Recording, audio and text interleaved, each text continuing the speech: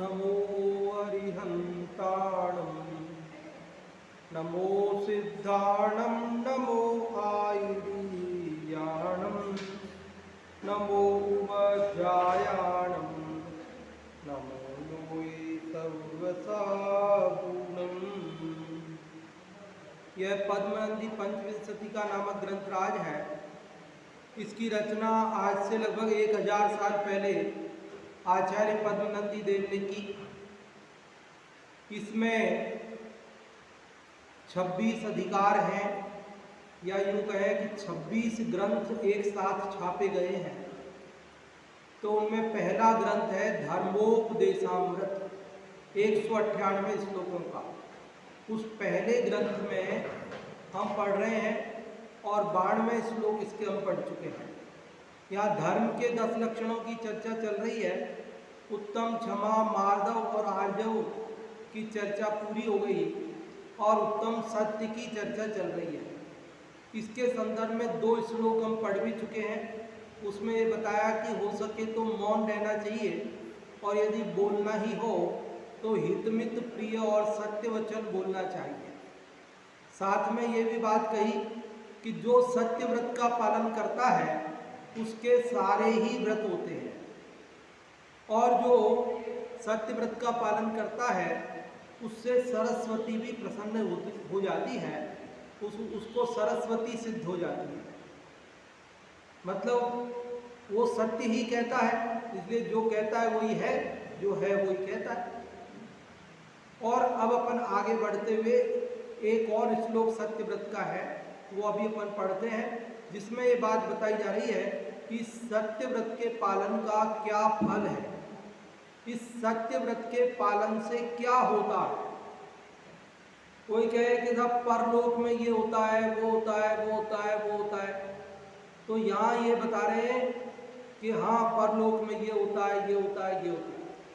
लेकिन इसके बाद लोगों को एक प्रश्न होता है कि साहब परलोक में तो जो होगा सो होगा, अभी क्या होगा।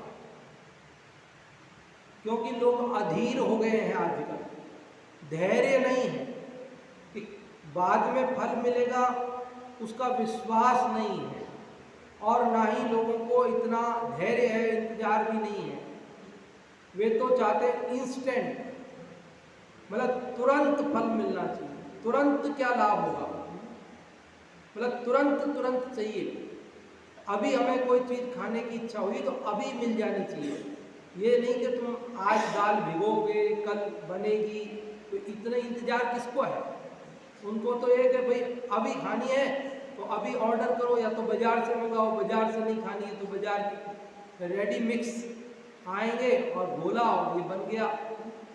और उसमें चाहे अशुद्धता हो, चाहे भक्ष हो, अभक्ष हो, कुछ भी हो, बहुत अधीर हो गए ना लोग, तुरंत चाहिए।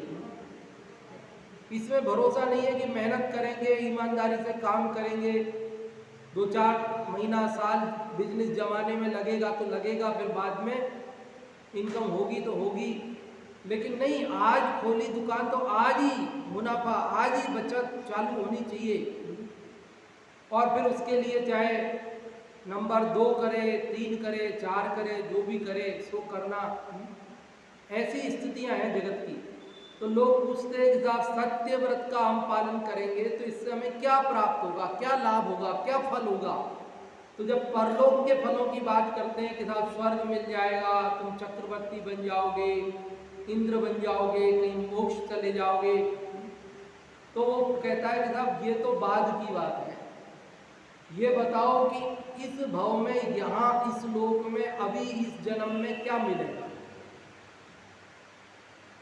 तो वो बताते हैं, दोनों बताते हैं। परलोक में क्या मिलेगा वो भी बताते हैं, और इस लोक में क्या मिलेगा वो भी बताते हैं। देखिए, आस्ता में तदमुत्र सुनृत बचा काले नया लप्स्यते सद्भूपत्व सुरत्व संसृति सरे पाराप्ति मोक्षम फलम यत्प्राप्नोति यसा शशांक विशदं शिष्टेषु यन्मान्यतां तत्साधुत्वमिहैव जन्मनि परं तत्केन संवर्ण्यते। आस्ताम एतत् अमुत्र, 3 शब्द का मिला के एक शब्द है। आस्ताम एतत् अमुत्र। आस्ताम मतलब दूर ही रहो। क्या दूर ही रहो? एतत्, एतत् मतलब यह दूर ही रहो। कि क्या यह दूर ही रहो? अमुत्र, अमुत्र मतलब परलोक में। अमुत्र मतलब परलोक में, दूसरे भव में। कि ये दूर ही रहो, ये बातें तो जो परलोक में मिलती है। किससे? सूनृत वचहा। सूनृत, नृत का अर्थ था सत्य, सु और लगाया आगे, हितमित प्रिय वाला है ना।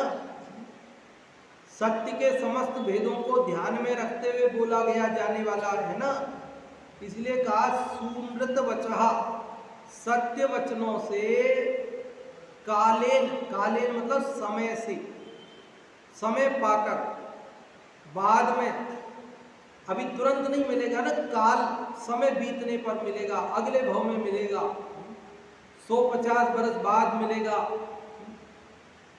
यत लप्स्यते, यत मतलब जो, लप्स्यते मतलब प्राप्त होता है। क्या समझ में आया? यत मतलब जो, लप्स्यते मतलब लब्ध होता, उपलब्ध होता, प्राप्त होता है। तो पहली लाइन का क्या अर्थ हुआ? कि सूनृत वचहा अर्थात सत्य वचनों से अमुत्र परलोक में कालेन समय पाकर यत लप्स्यते जो प्राप्त होता है, एतत् आस्ताम ये तो दूर ही रहो, मतलब इसकी बात तो अलग ही है। तो साहब क्या क्या मिलता है परलोक में काल पाकर, तो उसका भी कुछ उदाहरण देते हैं। क्या क्या मिलता है? मिलता तो बहुत कुछ है, लेकिन यहाँ तो इस श्लोक में शब्दों की सीमा है, एक एक मात्रा और एक एक अक्षर गिने हुए रहते हैं। अभी अपन ने परसों वो भाई ने पूछा ना पीछे, तो अनुष्टुप छंद का देखा ना। आपको कितनी महिमा आनी चाहिए आचार्यों की कि इतने नियमों का ध्यान रख के श्लोक लिखते हैं। 4 चरण होंगे, हर चरण का ये 5वें अक्षर ये होगा, छठा ये होगा, फिर तीसरे चरण का ये होगा, 7वां, फिर चौथे का ये होगा, और वही का वही अक्षर आना चाहिए। उसके अलावा रस्व की जगह दीर्घ या दीर्घ की जगह रस्व आएगा तो नहीं चलेगा।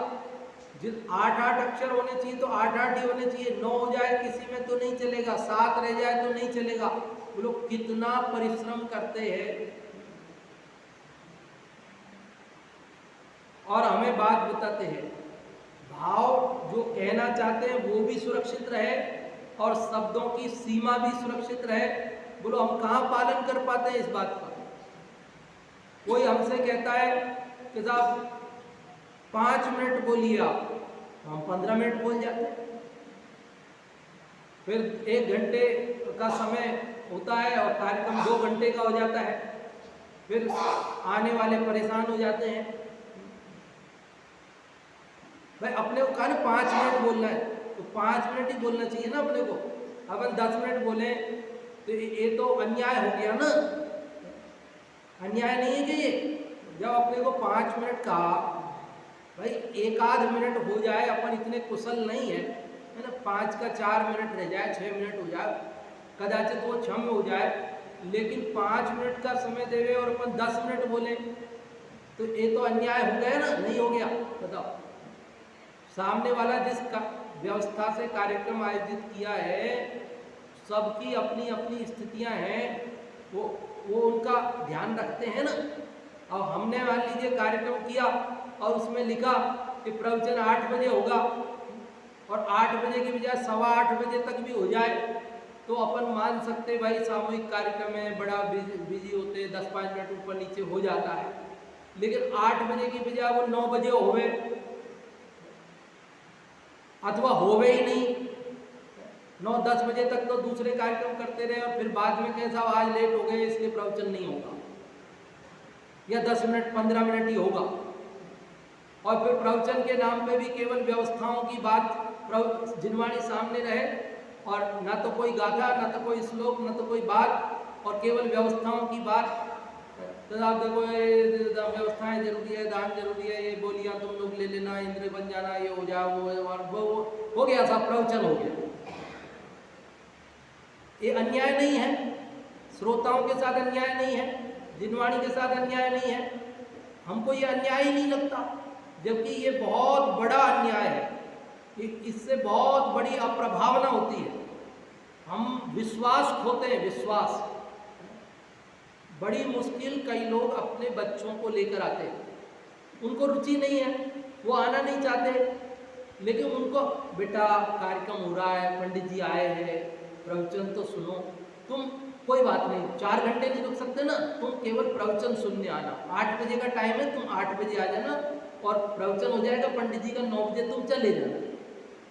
और वो बच्चा बड़ी मुश्किल से उसको तो लाए, अब वो बेचारा पापा के कहने से, बड़ी मुश्किल दादा के कहने से वो 8 बजे आया और 9 बजे तक प्रवचन चालू ही नहीं हुआ, उसके ऑफिस का टाइम हो गया, अब वो जाएगा नहीं जाएगा। अब दोबारा पापा कहेंगे कि तुम आ जाओ तो आएगा? जो लाते हैं ना वो जानते कैसे लाते हैं, कितना पसीना आता है बच्चों को लाने में, वो लाते हैं बेचारे जैसे तैसे करके समझा के। तो ये हमको सबको, सबकी जिम्मेदारी है।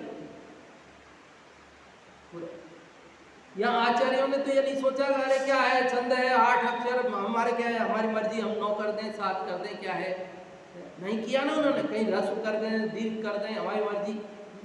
बात तो कह रहे हैं, धर्म की बात तो कह रहे हैं ना, शब्दों में क्या ध्यान दे रहे हो, ऐसा उन्होंने नहीं किया। तो हम लोग गुरुदेव श्री की परंपरा वाले हैं ना, गुरुदेव श्री का मालूम है ना कि 8 बजे तो 8 बजे चालू होगा और 9 बजे पूरा होना है, तो अगर उसके वो वाक्य अधूरा रह जाए तो रह जाए, लाइन छोड़ देते थे, वहीं की वहीं लाइन छोड़ देते थे, पैराग्राफ पूरा कर दें ऐसा नहीं, वहीं छोड़ देते थे, वहीं की वहीं छोड़ देते थे। जब हम अनुशासन पालन करेंगे, वक्ता अनुशासन का पालन करेंगे, तो श्रोता पालन करेंगे, नहीं समझ रहे। और अपन इंसान है, मान लो इतना अपन 5 आदमी के काम में पूरी तरह बंध के नहीं भी चल सकते, तो 2, 5, 10 मिनट 15 मिनट हो जाए तो उसको अपन कदाचित क्षम्य कह सकते हैं, कोई ठीक है, व्यवस्थाएं हैं, 5 आदमी का काम होता है, कोई काम ऊंचा नीचा हो जाता है थोड़ा टाइम। लेकिन बहुत ज़्यादा फेरबदल हो जाए, बिल्कुल ही बदल जाए, बिल्कुल ही स्थितियाँ पलट जाए, तो फिर उसमें क्या होता है कि वो अप्रभावना का निमित्त बन जाता है। हर आदमी की अपनी व्यवस्था है, भैया हम चलो, उसने सोचा इतने बजे तो कार्यक्रम खत्म हो जाएगा, अपने तो जल्दी टाइम से चलो भैया, नाश्ता आके कर लेंगे, अभी अब आपने कर दिया लेट, तो अब वो अगली बार सोच रहा अपने नाश्ता करके ही चलो, उनका भरोसा नहीं कितनी लेट करेंगे। अब वो नाश्ता करके लेट आएगा, अब लेट आएगा, अब उस दिन आपने कार्यक्रम टाइम से शुरू कर दिया, उसका कार्यक्रम निकल गया, और फिर कह रहे हो अरे यार आप लेट आए, हम पिछली बार टाइम से आए तो लेट हुआ था, तो हमने सोचा कि लेट ही होएगा, तो अब हम जल्दी आ गए तो पता चला कि लेट आए तो आपने जल्दी कर दिया। तो एक विश्वास चला जाता है, क्या चला जाता है, विश्वास चला जाता है। देखो कोई बात नहीं, चर्चा आ गई तो आपको बताई, यथासंभव जहाँ जैसी व्यवस्था हो वैसे में अपन को ढल जाना चाहिए और धर्म का लाभ लेना चाहिए। ये तो एक आयोजकों को सोचने की बात है, लेकिन जो अपन आम जनता है उनको तो जो भी व्यवस्थाएं हों उन्हीं व्यवस्थाओं के बीच में लाभ लेना है। ये भी अपने को रखना चाहिए मन में कि ठीक है कोई बात नहीं, लेट हो गया तो भी अपने को तो लाभ लेना है। देखो चलो इसमें क्या आप कह रहे हैं, पहली पंक्ति समझ में आई, सूनरत वचहा, सत्य वचन बोलने वाले, अमुत्र परलोक में कालीन समय से यत प्राप्यते, जो प्राप्त करते हैं, एतत् आस्ताम, यह तो दूर ही रहो, इसकी तो बात मत करो कि क्या क्या प्राप्त करते हैं। तो वो बता रहे हैं दूसरी लाइन में, सद्भूपत्व, सद्भूपत्व मतलब भूप मतलब राजा, और सद्भूपत्व मतलब अच्छा राजा। उत्कृष्ट राजा, बड़ा राजा, चक्रवर्ती सम्राट। कौन? राजाओं का भी राजा। 32,000 कितना 64,000 मुकुटबद्ध राजा, नमस्कार 32,000 मुकुटबद्ध राजा जिसको नमस्कार करते हैं, जिसको अपना अधिपति स्वीकार करते हैं, ऐसा चक्रवर्ती बनता है। देखो सत्य बोलने का फल। हमको लगता है सत्य में क्या है, क्या है, क्या है? अरे क्या नहीं है। सत्य बोलने वाला परलोक में चक्रवर्ती बनता है। कौन बनता है? छोटा मोटा नहीं, चक्रवर्ती सम्राट बनता है।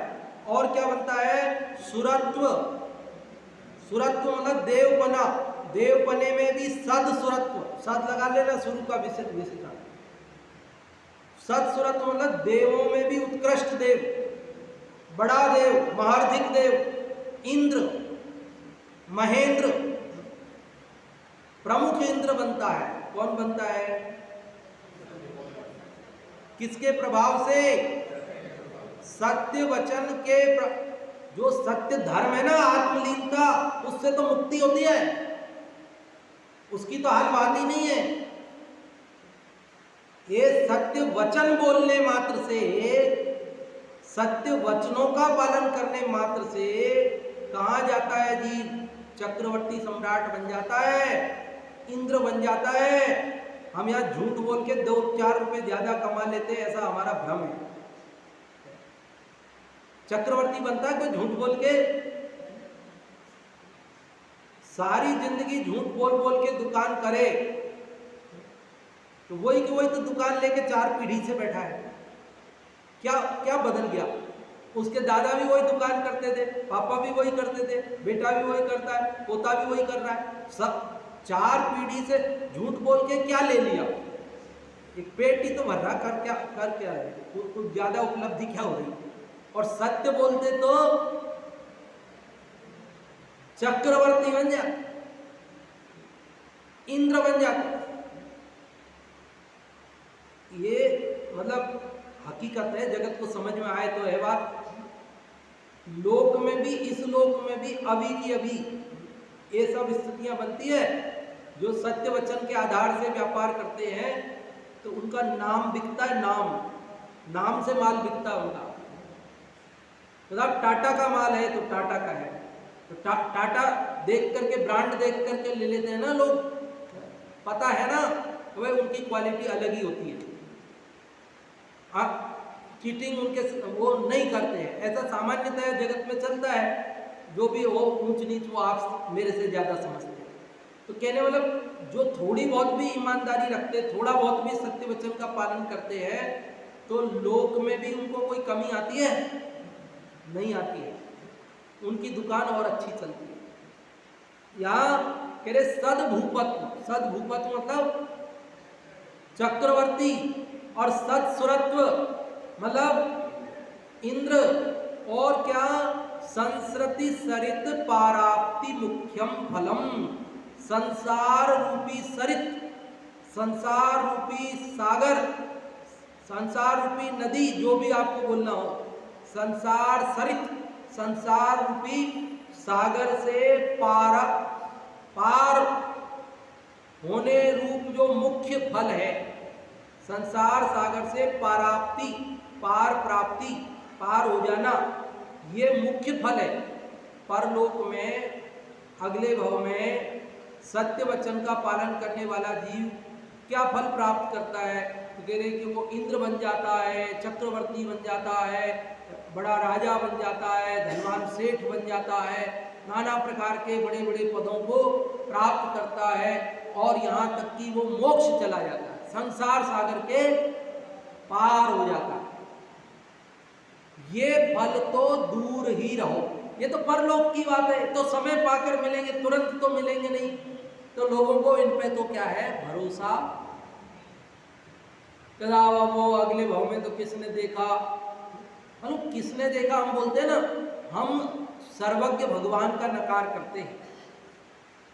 हम ये बोलते हैं किसने देखा।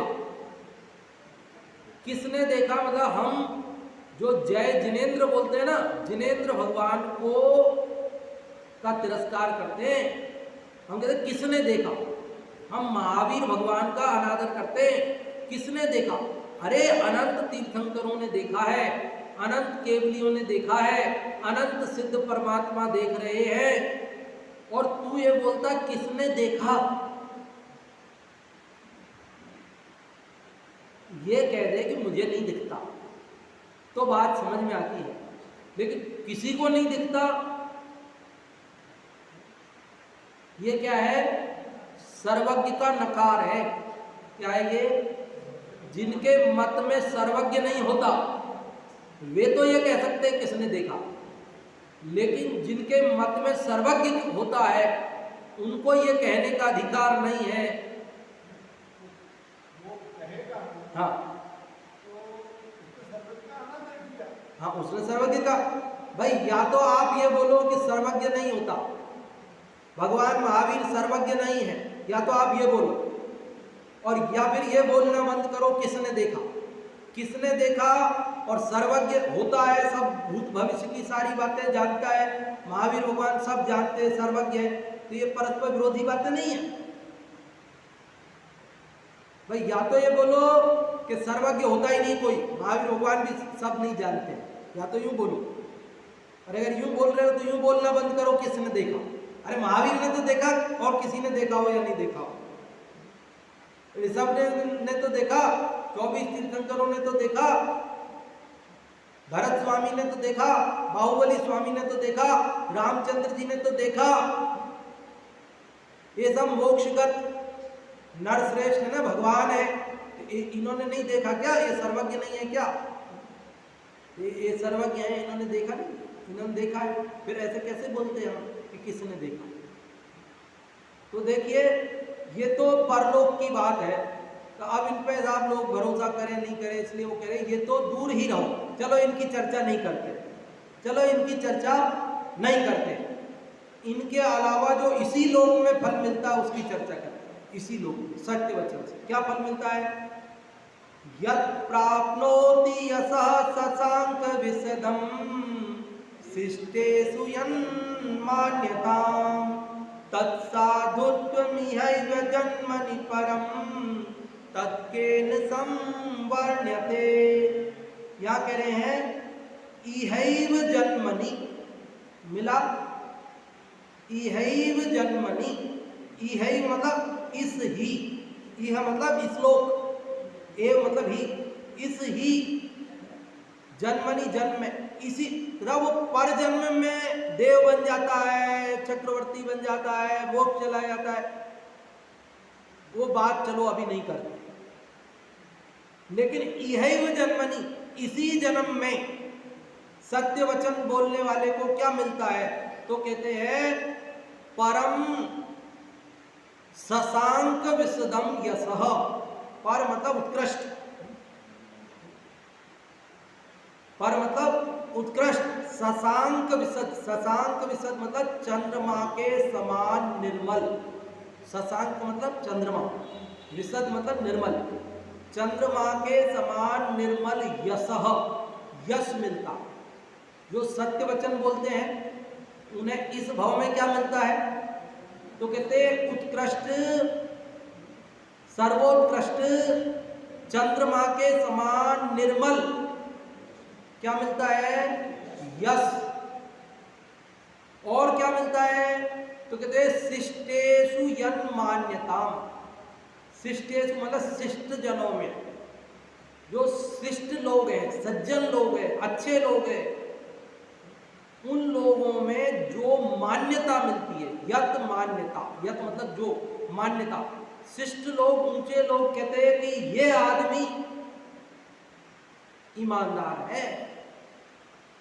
देखो दुष्ट लोग क्या बोलेंगे उनका कोई भरोसा नहीं, दुष्ट आदमी सत्य बोलने वाले को भी चोर बोल सकते, दुष्टों की कोई बात नहीं, पर शिष्ट लोग, सज्जन लोग, अच्छे लोग क्या करेंगे कि वे उसको मान्यता प्रदान करेंगे। आप अगर ईमानदारी से बढ़िया कोई माल बनाते हो तो सरकार आपको ISI मार्का प्रदान करती है। तो आपका प्रोडक्ट अच्छा है, ISI मार्का लगेगा आपके लिए। अगर आप ईमानदारी से सत्य वचन का पालन करते हुए जो बताया वो इंग्रेडिएंट रखते हुए करोगे काम को, तो ISI मार्का मिलता है। कई तरह के मार्का मिलते हैं, फूड वालों पे एग मार्क मिलता है, किसी पे वो ISO 9002 9001 क्या क्या नंबर मिलते हैं ना, अलग अलग, सब पे अलग अलग क्वालिटी के ग्रेड, क्वालिटी के निशान मिलते हैं ना, सरकार की तरफ से भी मिलते हैं। बड़ी बड़ी जो संस्थाएं हैं जो मॉनिटरिंग करती हैं, इन सब चीज़ों को देखती हैं, तो वो एक सर्टिफिकेट जारी करती है ना, और आप अपने ब्रांड पर उसको लगाते हो कि हमारे ब्रांड को ये सर्वोच्च क्वालिटी ब्रांड मिला हुआ है, हमारी सीमेंट को बढ़िया वाला मजबूत है, ये है वो है, तुरंत जमता है, ये सब चीज़ों के लिए फिर वो ब्रांड मिलता है, आपको सर्टिफिकेट मिलता है, फिर आप उसको दिखाते हो। तो शिष्ट जनों में आपकी क्या होती है? मान्यता होती है, आपका सम्मान होता है, आपको पहचान मिलती है। और क्या होता है? साधुत्वम। क्या होता है? साधुत्व मतलब सज्जनपना। सब लोग आपको क्या समझते हैं? आप सत्य बोलते हैं तो क्या बोलेंगे आपको? सज्जन आदमी। क्या बोलेंगे आपके बारे में? अगर हम झूठ बोलेंगे तो क्या बोलेंगे लोग? झूठला है, बेकार आदमी है, झूठा है, बदमाश है। हाँ, ऐसा बोलेंगे ना, झूठला। और अगर सत्य वचन बोलेगा तो नहीं बोलेंगे ना, मतलब अच्छा बोलेंगे ना उसको, तो कह इस लोक में उसको चंद्रमा के समान निर्मल यश मिलेगा, शिष्ट जनों में मान्यता मिलेगी, वह सज्जन कहलाएगा। यत प्राप्नोति, ये तो कुछ बताया, इसके अलावा और भी जो जो प्राप्त होता है, तत् केन संवर्ण्यते। तत् मतलब वह, केन मतलब किसके द्वारा, संवर्ण्यते मतलब वर्णन किया जा सकता है। जो इस लोक में मिलता है ना, उसका भी वर्णन किया नहीं जा सकता, इतना मिलता है।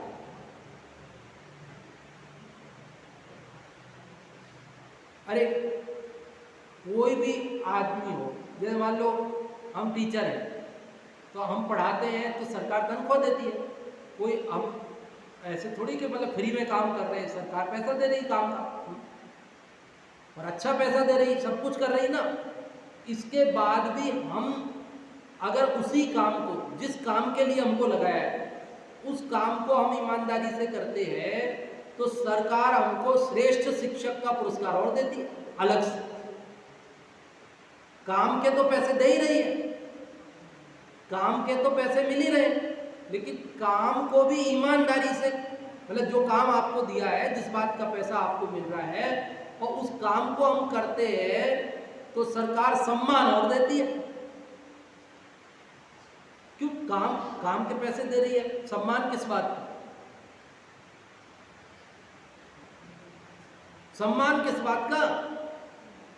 तो बोले नहीं नहीं, काम इसने ईमानदारी से किया। दूसरे लोगों को भी हमने काम दिया था, पैसा भी दिया था, लेकिन उन्होंने ईमानदारी से काम नहीं किया। समझ रहे? तो सत्य वचनों से क्या होता है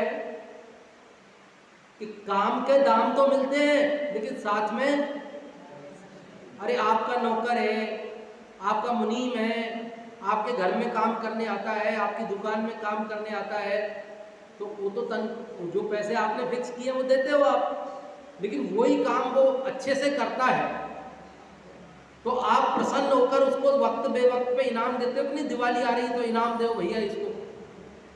क्यों इनाम? किस बात की इनाम? इस बात की कि उसने सत्य वचन का पालन किया, मतलब अच्छे से काम किया, जिस काम के लिए हमने रखा था वो काम अच्छे से किया।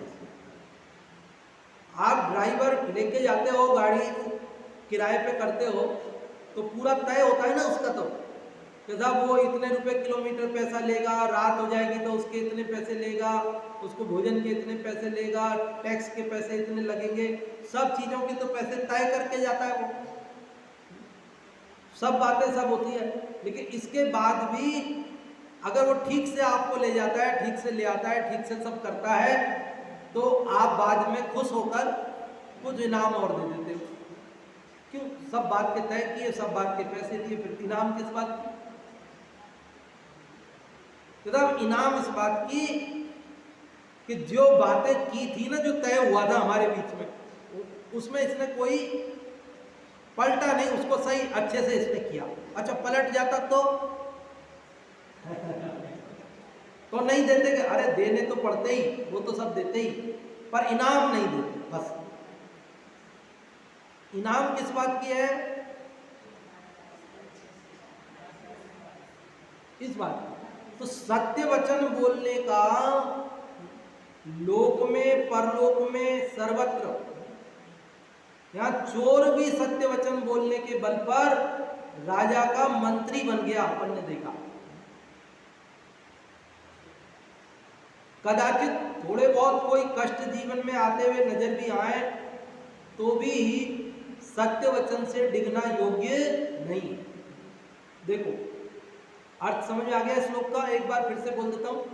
सत्य वचनों से परलोक में समय से जो चक्रवर्तीपना, इंद्रपना, संसार से पार अर्थात मोक्ष पद, ये सब प्राप्त होते हैं, वो तो दूर ही रहो, लेकिन इस जन्म में ही उत्कृष्ट चंद्रमा के समान निर्मल यश, शिष्ट जनों में जो मान्यता और सज्जनपना आदि प्राप्त होते हैं, उनका वर्णन कौन कर सकता है? अर्थात अन्य भी बहुत सारी चीजें इस लोक में भी इसे प्राप्त होती है। समझ में आ गई बात? हिंदी वाला पढ़ते हैं। नरपति हो या सुरपति अथवा हो जाए भव सागर पार, ये फल तो आगामी भव में सतवक्ता को होते प्राप्त, किंतु इसी भव में वे पाते उज्ज्वल कीर्ति चंद्र समान, कैसे वर्णन करें सुफल का सज्जन गण करते सम्मान। कि नरपति हो जाते हैं, मनुष्यों के स्वामी चक्रवर्ती, सुरपति हो जाते हैं, देवों के स्वामी इंद्र, अथवा हो जाए भवसागर पार अर्थात मोक्ष हो चले जाते हैं। ये फल तो आगामी भव में, ये सारे फल सतवक्ता को होते प्राप्त, सत्य वचन बोलने वाले को प्राप्त होते हैं। किंतु इसी भव में वे पाते, इसी भव में कुछ प्राप्त कर लेते। क्या? उज्ज्वल कीर्ति चंद्र समान, चंद्रमा के समान निर्मल कीर्ति यश प्राप्त करते। कैसे वर्णन करें सुफल का सज्जन गण करते सम्मान, कि सज्जन लोग उसका सम्मान करते हैं, इत्यादि जो फल हैं उनका हम कैसे वर्णन करें। आचार्य कहते हैं कि सत्यवादी मनुष्य आगामी भवों में श्रेष्ठ चक्रवर्ती बनते हैं, इंद्रादि फल को प्राप्त करते हैं और सबसे उत्कृष्ट मोक्ष रूपी फल को भी प्राप्त कर लेते हैं। शिष्ट मनुष्य, यह बात तो दूर रहो, किंतु इसी भव में वे चंद्रमा के समान उत्तम कीर्ति को पा लेते हैं। शिष्ट मनुष्य उनकी बड़ी प्रतिष्ठा से देखते, उनको बड़ी प्रतिष्ठा से देखते हैं, वे सज्जन कहे जाते हैं, इत्यादि नाना प्रकार के उत्तम फल उनको मिलते हैं, जो कि सर्वथा अवर्णनीय हैं, उनका वर्णन नहीं किया जा सकता। इसलिए सज्जनों को अवश्य ही सत्य बोलना चाहिए। और असत्य का फल भी मालूम है ना आपको? वच झूठ से ती नरक पहुंचा, सुरग में नारद गया। कि वसु राजा ने झूठ वचन बोला तो नरक चला गया, और नारद ने सत्य वचन बोला तो स्वर्ग में गया।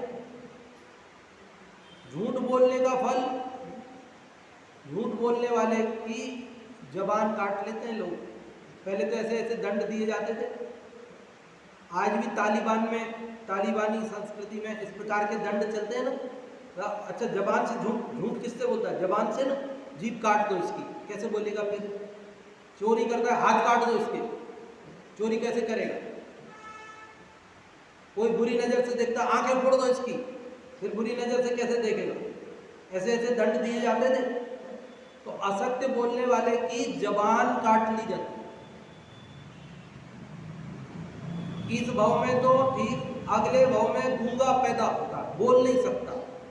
असत्य वचन बोलने वाला अगले भाव में उसको बोलने की क्षमता नहीं मिलती। अरे गूंगा तो ठीक है, वो एक इंद्री बनता है, दो इंद्री बनता ही नहीं है, क्योंकि जबान तो तब मिलेगी जब दो इंद्री बनेगा। मनुष्य बन जाए और बोल नहीं सके वो तो अलग बात है कि मनुष्य तो बन गया कम से कम, लेकिन मनुष्य नहीं, वो तो एक इंद्री बनता है कि जहां उसके जबान नहीं होती। कम से कम धर्म के क्षेत्र में तो झूठ, कम से कम जिनवाणी की बात के संदर्भ में तो असत्य नहीं ही बोलना चाहिए, क्योंकि धर्म के मामले में बोला गया झूठ वो महाभयंकर होता है।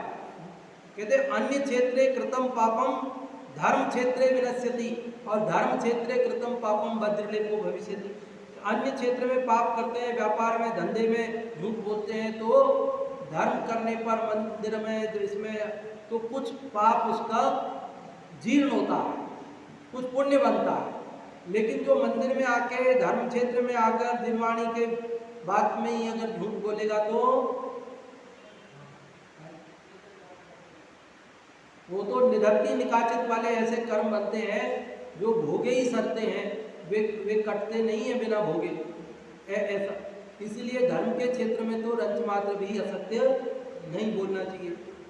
बहुत सारी बातें हैं सत्य के संदर्भ में, 3 दिन चर्चा करके भी सत्य की बातें पूरी नहीं हुई समय पूरा होने जा रहा है, तो इसलिए अभी बात को समेट लेते हैं, फिर समय समय पर बातें तो आती रहेंगी।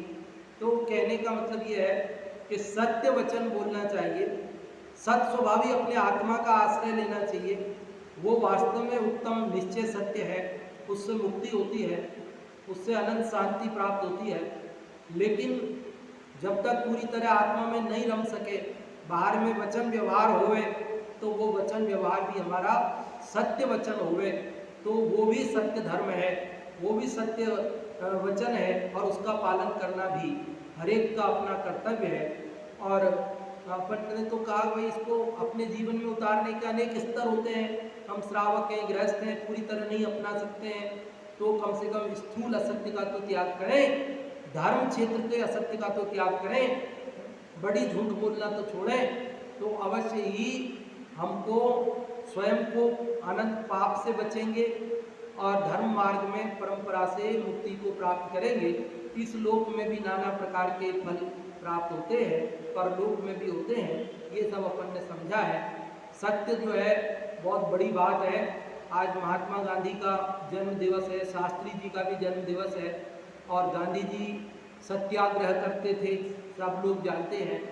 और उन्होंने अपनी आत्मकथा में, जो उनकी आत्मकथा है सत्य के प्रयोग, उसमें ऐसा लिखा, ट्रुथ इज गॉड, सत्य ईश्वर है। वो कह रहे सत्य केवल वचन नहीं है, सत्य तो भगवान है, सत्य नारायण। हमारे यहाँ भारत में सत्य नारायण की कथाएं चलती हैं, सत्य को नारायण भगवान माना जाता है और उसकी कथा करते हैं लोग, सत्यनारायण भगवान की कथा करते हैं, है ना? मालूम है, सुनी आपने सत्यनारायण की कथा? सत्यनारायण की कथा सुनी बाबू जी कभी? आपने सुनी कभी? आप लोगों में किसी ने सुनी? आपने सुनी? क्या है उसमें? सत्य बोलने से क्या होता है? मैं सुना दूं आपको सत्यनारायण की कथा? टाइम है आपके पास? 1 घंटा लगेगा। अब चलो 2 मिनट में बताता हूं, 2 मिनट में सत्यनारायण की कथा। सत्यनारायण की कथा में क्या है मैं बता दूं आपको। केवल इतनी सी बात है, 4 वर्ण के 4 आदमी, क्षत्रिय, वैश्य, ब्राह्मण और शूद्र, 4 वर्ण होते। तो उसमें ये बताया कि क्षत्रिय ने एक बार झूठ बोला तो वो मर के नरक गया। क्षत्रिय है ना, क्षत्रिय, उसको तो देश रक्षा का काम है। सेनापति ने कहा फायर तो फायर, उनका नहीं तो नहीं, तो उनको झूठ बोलने का क्या काम। जिंदगी में गलती से एक बार झूठ बोल दिया तो मर के कहाँ गया, नरक गया। ब्राह्मण ने भी एक बार झूठ बोल दिया, वैसे वो तो धर्म शास्त्र पढ़ते हैं पढ़ाते हैं, उनको झूठ बोलने का काम नहीं, गलती से एक बार झूठ भूल गया तो मर के कहाँ गए, नरक में। और शूद्र, शूद्र का क्या काम है, साफ सफाई वगैरह के जो काम है तो वो करते हैं, उसमें झूठ बोलने का काम नहीं, गलती से एक बार झूठ भूल गया तो मर के वो भी नरक में गया। इस प्रकार 3 वर्ण के जो लोग हैं, ब्राह्मण, क्षत्रिय और शूद्र, उन्होंने जिंदगी में गलती से एक बार झूठ बोला और उसके फल में मर के कहाँ गए, नरक में। उसी कथा को विस्तार से बताया, ठीक है। और जो वैश्य बनिया, वो तो रोज ही झूठ बोलता है, वो तो बार बार झूठ बोलता है, दुकान पे दिन भर झूठ बोलता है, लेकिन वो भी अब झूठ के फल में कहाँ जाएगा, नरक में गया। वो भी झूठ बोल करके नरक में गया। तो चारों के माध्यम से उन्होंने क्या बताया कि देखो भाई, झूठ बोलने का फल नरक है, इसलिए अपने को क्या करना कि झूठ नहीं बोलना, जीवन में सत्य बोलना। इसलिए हम लोगों ने कहा कि सत्यनारायण की कथा सुनो और सब लोग ये समझो कि झूठ बोलने से नरक में जाते हैं और सत्य बोलने वाला जीव सुखी रहता है। हमारे देश में सत्य को नारायण भगवान मानकर पूजा जाता है, उसकी कथा की जाती है, उसके व्रत उपवास किए जाते हैं, सारे काम किए जाते हैं, लेकिन हम अपने जीवन में सत्य को अपना नहीं पा रहे हैं। होटल पे लिखते हैं शुद्ध शाकाहारी, और अंदर जाकर कोई बोले कि मिल जाएगा क्या, हाँ हाँ कर देंगे, व्यवस्था कर देंगे, मिल जाएगा, आमलेट मिल जाएगा, हाँ मिल जाएगा। लिख रखा शुद्ध महावीर भोजनालय, समझ रहे ना, और फिर बस उसकी कोई पालना नहीं हो रही। शुद्ध लिख रहे हैं लेकिन शुद्ध है नहीं। तो हम सत्य वचन को भगवान बोल रहे हैं लेकिन सत्य को अपने जीवन में, और अन्य देशों में सत्य को ऐसे नारायण की कथा नहीं होती, लेकिन वहां फिर भी थोड़ा बहुत सत्य को उन्होंने अपनाया ना। तथा वो made in Japan, made in ऐसे आती है चीज तो आप विश्वास कर ले, अरे साहब जापान की बनी हुई चीज, ये नहीं करते साहब, वाटर प्रूफ लिखा है तो वाटर प्रूफ ही होगी साहब, शॉक प्रूफ है तो आप वाटर प्रूफ हो तो ऐसे पानी में डाल के देखते हो, उसको चेक करते हो, गिरा के देखते हो कि नहीं नहीं वो लिख रहा है ना तो बस सही। और मेड इन इंडिया लिखा हो तो अरे साहब भरोसा नहीं साहब, डाल के देख लो। तो अपने को क्या करना कि सत्य धर्म को अपने जीवन में उतारना और सत्य वचन को भी अपने जीवन में उतारना, तभी जाकर हम ये लोग परलोक और भाव के अभाव के मार्ग हमारा प्रशस्त होगा। अब आप लोग बताएं, आज जो 93वां श्लोक पढ़ा, सत्य वचन की जो चर्चा हुई, कल फिर शौच धर्म की चर्चा चालू होगी। जो भी आप में से बताना चाहते हैं बताएं।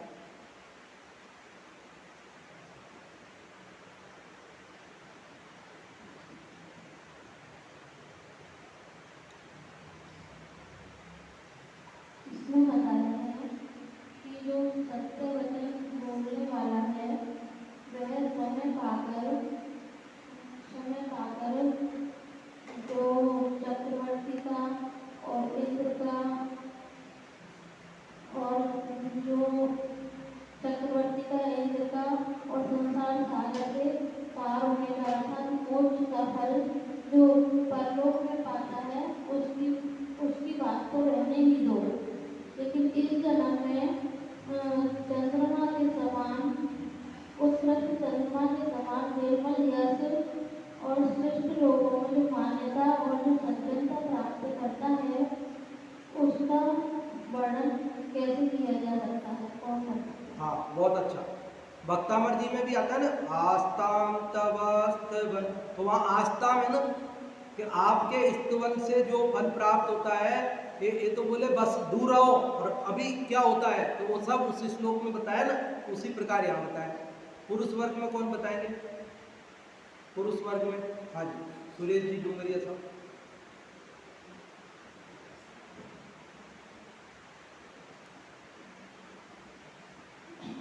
इस श्लोक में सत्यवादी का आचार्य ने फल बताया है कि जो सत्यवादी होता है उसको चक्रवर्ती बना, इंद्र बना और यहाँ तक कि वो मोक्ष को भी प्राप्त कर लेता है। लेकिन ये बहुत दूर की बात है। और इस वर्ग के अंदर अगर जो सत्यवादी होता है उसको चंद्रमा के समान कीर्ति मिलती है और शिष्ट पुरुषों में सत्यता की मान्यता मिलती है और अनेक इसके फल आते हैं। इसलिए सभी सज्जनों को सत्य बोलना चाहिए। हाँ जी, बहुत अच्छा आपने बताया। अब कल शौच धर्म की चर्चा शुरू होगी।